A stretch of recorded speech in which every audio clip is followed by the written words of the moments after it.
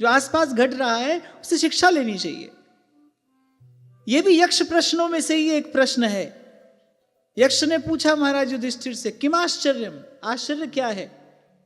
मेरे मनुष्य हर रोज मरता हुआ देख रहा है किसी पर, उसको लगता है मैं नहीं मरूंगा, यही आश्चर्य है। अपनी आंख से बिगड़ते हुए देख रहा है, अपनी आंख से इस संसार का क्षय होते देख रहा है, अपने शरीर को भी शिथिल पड़ता देखता है, जर्जर होता देखता है, रोगग्रस्त, चिंताग्रस्त, भयग्रस्त होते देखता है, लेकिन इस संसार को क्षण भंगुर नहीं समझ पाता, नहीं मान पाता, इसी के पीछे लगा रहता है। तो कह रहे कि जो आसपास घट रहा है इसको देखकर सीखते रहना, माने सजग सावधान रहना, यह भी धर्म का एक लक्षण है। ये जो विपरीत परिणाम हम चारों ओर देखते हैं, इससे शिक्षा ले लेनी चाहिए, सीख लेना चाहिए।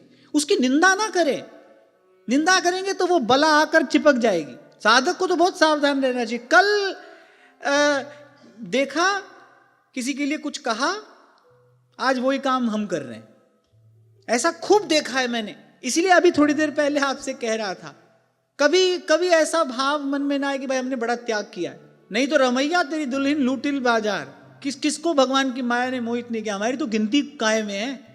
और मैं तो कहता हूं जो कह रहा है मैंने त्याग दिया है, वो अभी तो बेचारा माया के ही अधीन है।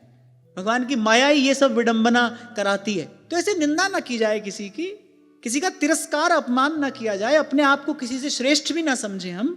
हाँ भाई, लेकिन जो घट रहा है ऐसे सावधान होकर रहें, विवेकपूर्ण दृष्टि से उसको देखें, और जो अपनी सीखने की बात है उससे सीख लें। जो शिष्य है, मेरा ऐसा मानना है, जो शिष्य है उसके लिए गुरु सत्ता सदा सर्वदा सर्वत्र प्रकट है। उसका गुरु सदा संग है, साथ है, उसका मार्ग प्रशस्त करता हुआ उसके आगे आगे चल रहा है। अभी गोस्वामी जी कह रहे हैं, श्री गुरु चरण सरोज रज निज मन मुकुर सुधा।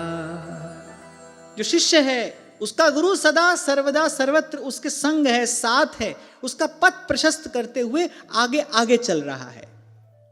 वो ज्ञान दीप बनकर आगे आगे चलता है, मणिदीप बनकर आगे आगे चलता है। जो शिष्य है, चारों ओर जो घट रहा है देखो, कुछ ना कुछ सीखने को मिल जाता है।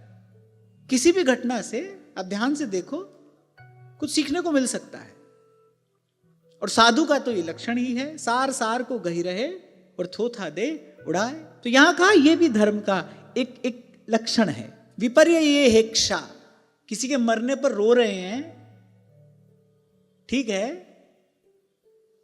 पर भीतर इस बात की सजगता रहनी चाहिए कि पता नहीं हमारा भी समय कब आ जाए। अंतिम 15-20 वर्ष में पूज्य श्री पंडित जी महाराज यही बात कहा करते थे, हमारो कार्य पूर्ण है गयो, अब प्रभु कभी आ जाए, हमारा कार्य पूर्ण हो गया। जिस कार्य के लिए हम आए थे वो कार्य पूर्ण हो गया। इसी को कहते हैं जीवन मुक्ति।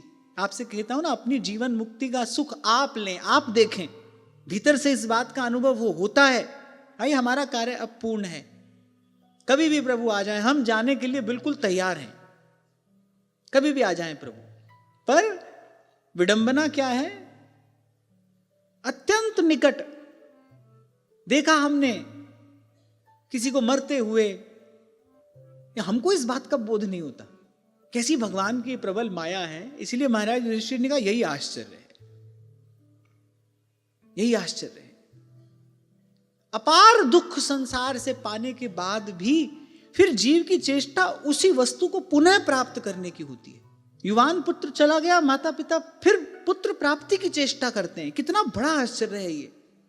अपार दुख पाया, जिस संबंध के कारण अपार पीड़ा मिली, पर यही भगवान की माया है, फिर वही विपरीत क्रिया कराती है।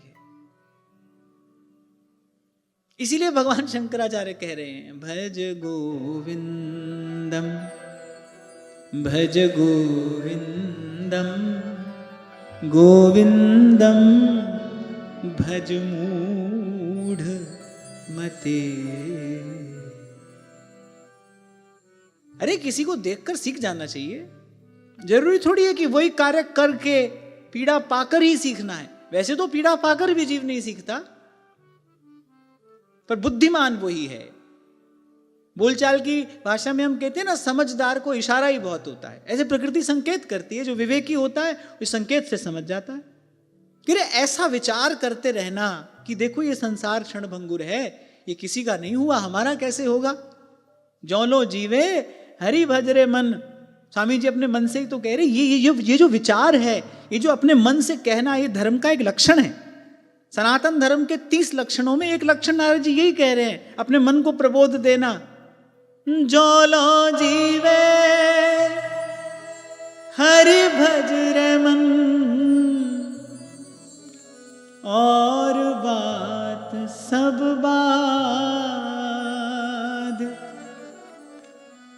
अरे दिवस 4 के हला भला में, तू कहाँ लेगा लाभ।